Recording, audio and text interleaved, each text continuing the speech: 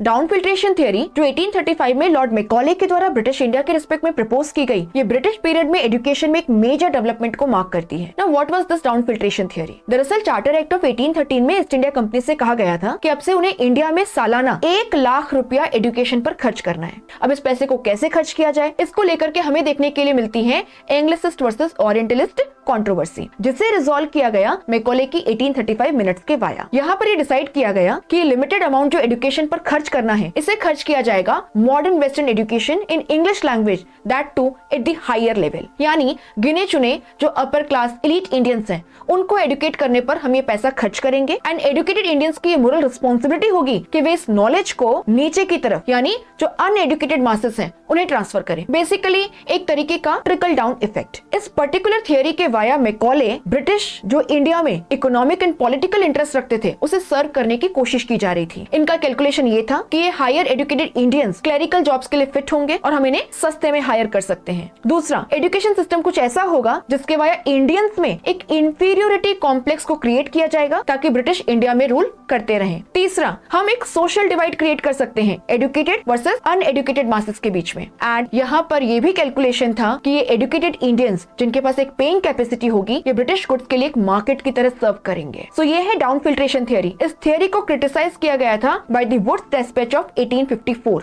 आप मुझे बताइएगा चार्ल्स वुड कौन थे जो वुड्स डिस्पैच ऑफ 1854 से जुड़े हुए हैं। ऐसे ही कंटेंट के लिए सब्सक्राइब टू स्लीपी क्लासेस।